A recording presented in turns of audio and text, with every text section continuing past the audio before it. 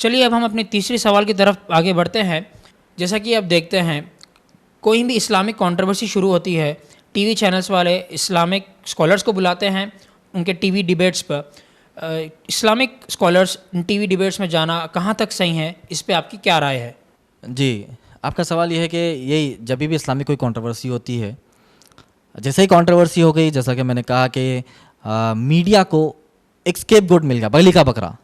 अब उनको टीआरपी बढ़ाना है, अपने रेट्स बढ़ाना है एड्स के, तो वो लोग क्या करते हैं, कई सारे मुस्लिम्स हो या मुस्लिम इंटेलेक्चुअल्स हो या फिर मुस्लिम स्कॉलर्स हो, कॉल्ड मुस्लिम स्कॉलर्स हो, उनको बुलाकर डिबेट में बहुत हंगामा करते हैं। चीख पुकारा भी चला, उसमें मारम पीटी भी चली, कई लोग एक दूसरे को मार भी लिए, लेडीज़ भी मार लिए एक दूसरे को, और बहुत चिल्लम चिल्ली जैसा एक मार्केट होती ना, वैसा बन जाता है। पहले का जो मीडिया था बहुत सोफिस्टिकेटेड था, जिसमें जो एक न्यूज़ बताई जाती थी। अब जो है इनके टीवी डिबेट्स के नाम जो है अखाड़ा, दंगल, और जो है जो भी WWE, मतलब ऐसे इनके टीवी डिबेट्स के नाम है। दंगल का मतलब क्या है? अब टीवी चैनल या न्यूज़ में आप दंगल का माना क्या एक दूसरे से लड़ लेना है, अखाड़ा का माना क्या एक दूसरे से लड़ा, मतलब उनका मेंटालिटी वही है। जैसी मेंटालिटी वैसा जो है टीवी शो का नाम है दंगल, यानी आके वहाँ लड़ो भाई, तुम लोग हिंदू मुस्लिम लड़ो, हमारी व्यूअरशिप बढ़ेगी, एड्स। अब एक कंट्रोवर्सी जब चल रही है तो कई सारे मुस्लिम्स ने, मुस्लिम इंटेलेक्चुअल्स, उलेमा हो, और इसमें जो है all India Muslim personal law board हो, इन्होंने एक ऐलान किया कि जो है मुस्लिम स्कॉलर्स को टीवी डिबेट्स में नहीं जाना चाहिए, टीवी डिबेट्स को बाइकआउट करना चाहिए, उनको उसको अवॉइड करना चाहिए। ठीक है, अब मेरी राय ये है कि कुछ रूल्स है, कुछ कंडीशंस है, अगर वो फुलफ़िल करते हैं तो आप टीवी डिबेट में जा सकते हैं। अगर वो फुलफ़िल नहीं करते हैं तो टीवी डिबेट में जाइए मत, ख़ुद का मजाक मत उड़ाइए, दीन इस्लाम का मजाक मत उड़ाइए, और उम्मत मुस्लिमा का as a so called representative मजाक मत उड़ाइए। ये चंद पॉइंट्स है, अगर आप इसको फुलफ़िल करते हैं तो आप टीवी डिबेट्स में जा सकते हैं, वरना टीवी डिबेट्स में मत जाइए, अपना मजाक मत उड़ाइए, दीन इस्लाम का मजाक मत उड़ाइए, और एज ए उम्मत मुस्लिमा होने का, सो कॉल्ड रिप्रेजेंटेटिव होने का मजाक मत उड़ाइए। सबसे पहले जिन्हें इस्लाम का सही इल्म नहीं है, अब मीडिया वाले क्या कर रहे हैं, इस्लामिक स्कॉलर्स तो छोड़ दो, ऐरा गैरा जो भी मुसलमान है जिसकी थोड़ी दाढ़ी है, जो टोपी पहनता है, कुर्ता पहनता है, उसको लाकर टीवी डिबेट में ठहरा देते हैं और नीचे लिख देते हैं इस्लामिक स्कॉलर। तो नॉर्मल व्यूअर जो देखता है वो समझता है कि ये तो इस्लामिक स्कॉलर है, मगर उसको इल्म नहीं है। तो सबसे पहला, जिन्हें इस्लाम का सही इल्म नहीं है, जाना नहीं, ख़ुद का मजाक न उड़ाना, और आखिरत बर्बाद नहीं करना, इसमें सबसे पहला पॉइंट ये। दूसरा, जिन्हें दीनी और दुनियावी तारीख़ का इल्म नहीं है, दीनी तारीख़ का इल्म भी नहीं है, दुनियावी तारीख़ का इल्म भी नहीं है, दीनी तारीख़ का इल्म है ही नहीं, वो बात ही नहीं कर सकता। इस्लामी तारीख़ क्या है उसको नहीं मालूम है, नबी अकरम सल्लल्लाहु अलैहि वसल्लम ने जंगें क्यों लड़ी उसका इल्म उसको नहीं है, दुनियावी तारीख़ में दुनियावी हिस्ट्री क्या है, ऑल ओवर वर्ल्ड की, हिंदुस्तान की हिस्ट्री क्या है, उसको वो नहीं मालूम है, जाके टीवी डिबेट में बढ़ गया तो मजाक उड़ जाएगा कि भाई कि मुसलमान को हिंदुस्तान की हिस्ट्री नहीं मालूम है, वर्ल्ड हिस्ट्री नहीं मालूम है। तो अगर ये नहीं मालूम है तो नहीं जाना चाहिए। जो इल्म रखते हैं मगर जवाब देना नहीं जानते, अब अच्छा इल्म मालूम है, दीनी इल्म भी मालूम है, दुनियावी इल्म भी मालूम है, हिस्ट्री भी मालूम, तारीख सब मालूम है, मगर जवाब देने का हुनर नहीं है, तो भाई मत जाइए। जाके वहाँ ट्राई कर लेंगे, जो होता देख लेंगे, मगर वहाँ पर ऐसा है कि आपको 5 सेकंड, 10 सेकंड, 20 सेकंड में जवाब देना है। अगर आप जवाब नहीं दे सके तो आपकी बात को काट दिया जाएगा या आपको म्यूट किया जाएगा। तो बात यह है, पॉइंट ये है कि आपको जवाब भी मालूम होना चाहिए और जवाब देने का हुनर भी रहना चाहिए। अगला पॉइंट ये है, जो टॉपिक पर एक्सपर्ट हो, अगर नहीं तो इन्विटेशन डिबेट को रिजेक्ट कर देना चाहिए। अब क्या होता है, आप इस्लामिक स्कॉलर है या फिर जो भी रिप्रेजेंटेटिव है, जवाब देने का हुनर है, टॉपिक मालूम है, मगर क्या होता है टीवी चैनल्स वाले हर टॉपिक में आपको खींचने की कोशिश करते। तो आपको ये समझ जाना चाहिए कि भाई अगर मुझे टॉपिक पे एक्सपर्टीज़ में नहीं हूँ तो पोलाइटली रिजेक्ट कर देना कि भाई ये टॉपिक मेरी एक्सपर्टीज़ नहीं है। आप बोलेंगे कि नहीं भाई थोड़ा फेम मिल जाएगा, नाम मिल जाएगा, जो होता देख लेंगे जाके, जवाब जो भी दे लेंगे, तो आखिरत भी ख़राब होगी, आपका नाम भी ख़राब होगा। तो ऐसे डिबेट्स जहाँ पर आप टॉपिक के एक्सपर्ट नहीं हैं, तो उन डिबेट्स के इन्विटेशंस को रिजेक्ट करना बहुत ज़्यादा ज़रूरी है। अगला है, जो पैसा लेकर टीवी चैनल्स के इशारों पर जवाब देते हैं।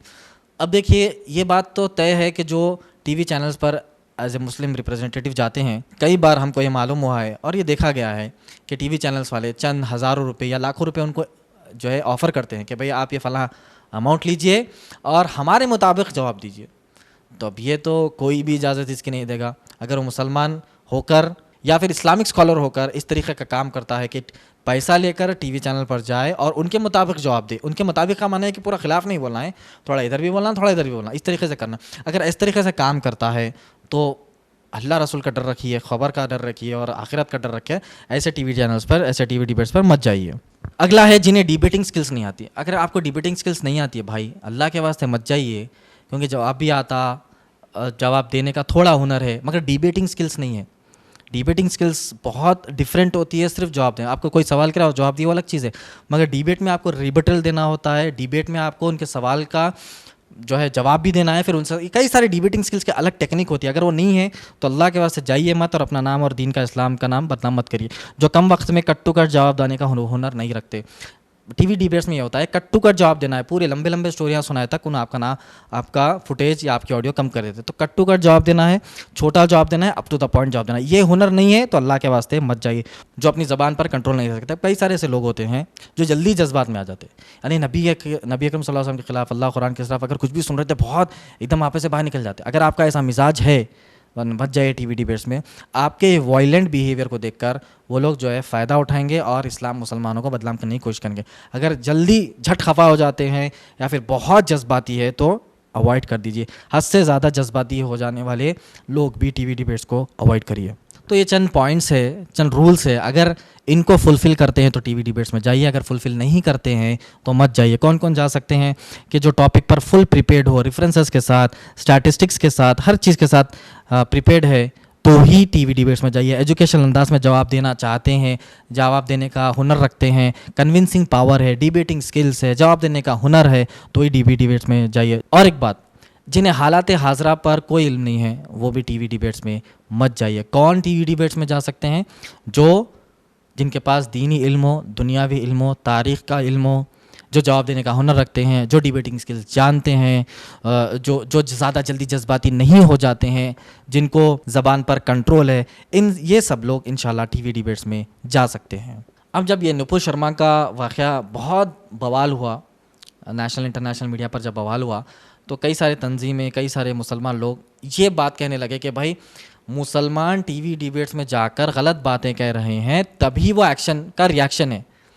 हाँ, हमने देखा कि कई सारे मुसलमान जो है दूसरे भगवानों का मजाक उड़ा रहे। अल्लाह सुब्हान ताला ने सूरह अनाम सूरह नंबर 6 की आयत नंबर 108 में कहा कि तुम दूसरे मज़हब के खुदाओं को बुरा मत कहो। अगर तुम कहेंगे तो इन रिटर्न अगर वो अल्लाह को गाली देंगे तो उनका अजाब या उनका गुनाह तुम्हारे पर होगा। तो हमने देखा कि सोशल मीडिया हो या फिर टीवी चैनल्स हो, उस पर कई सारे मुसलमानों ने दूसरे भगवानों का मजाक उड़ाने की कोशिश की है। जब ज्ञानवापी मस्जिद का मामला चल रहा था, फव्वारा हो या फाउंटेन हो, उस पर मजाक उड़ाने की कोशिश की है। अब इस पर कई सारे मुसलमानों ने और all India Muslim personal law board ने ये एक सर्कुलर जारी किया कि मुसलमान टीवी डिबेट्स में शामिल ना हो। एक रूल है, कोई भी चीज़ आप रिजेक्ट करते हैं, किसी चीज़ से रुकाते हैं तो उसका अल्टरनेट देना चाहिए। चाहे वो all India Muslim personal law board हो या फिर कोई भी मुसलमान हो या उलमा हो, ये चीज़ बोल रहे हैं कि भाई आप टीवी डिबेट्स में मत जाइए, तो हमारे पास अल्टरनेट क्या है जवाब देने के लिए। अगर अल्टरनेट है तो उनके टीवी डिबेट्स पर नहीं जाएंगे हम। अगर कोई अल्टरनेट आप क्रिएट करते हैं, जैसे एक मुसलमान चैनल हो, मुसलमान न्यूज़ चैनल हो, वो हाई लेवल का, हाई क्वालिटी का, हाई क्वांटिटी का, हाई व्यूअरशिप का अगर हमारे पास चैनल है तो उस पर जाकर हम बात करेंगे, अपनी बात अच्छे से रख सकेंगे। अगर रिजेक्ट करते हैं तो अल्टरनेट पेश करिए। अगर मुसलमान हिंदुस्तान में करोड़ों अरबों रुपये या डॉलर्स के मालिक है, उनकी अगर ज़कात भी निकल जाए तो बेहतरीन न्यूज़ चैनल पड़ जाएगा, मगर वो कोई आगे बढ़ते नहीं है। अगर टीवी डिबेट्स में जाते हैं तो चंद रूल्स है, उसको फॉलो करिए तो टीवी डिबेट्स में जाइए, वरना वहाँ जाकर इस्लाम का मजाक मत बनाइए, मुसलमानों का मजाक मत बनाइए, नबी अकरम सल्लल्लाहु अलैहि वसल्लम का सीरत का मजाक मत उड़ाइए, दूसरे भगवान का मजाक मत उड़ाइए। अगर उनका मजाक उड़ाते हैं तो इन रिटर्न जो है वो अल्लाह, नबी अकरम सल्लल्लाहु अलैहि वसल्लम, कुरान का मजाक उड़ाएंगे। फिर एहतजाज दर्ज करो, फिर जो है केसेस करो, फिर जो है कंट्रोवर्सी क्रिएट करो, ये हो जाएगा। तो इंटेलेक्चुअल तरीके से काम करिए, इंटेलेक्चुअल तरीके से बात करिए, इंटेलेक्चुअल तरीके से सोचिए, एक्शन ऑफ प्लान बनाइए और उसी तरीके से प्रैक्टिस करेंगे तो ही ये कंट्रोवर्सीज दब सकते हैं और हमारा काम आगे इंशाल्लाह बढ़ सकता है। जज़ाकल्लाह खैर। तो ये थे जनाब एडवोकेट निज़ाम अली खान साहब, जिन्होंने कई सारे मसाइल पर अपने बेहतरीन अंदाज में जवाब दिए हैं। हम इसी तरह अगले एपिसोड में भी कई सारे मसाइल और जवाब लेके हाजिर होंगे। तब तक के लिए इजाज़त दीजिए। अस्सलामु अलैकुम व रहमतुल्लाहि व बरकातुहू।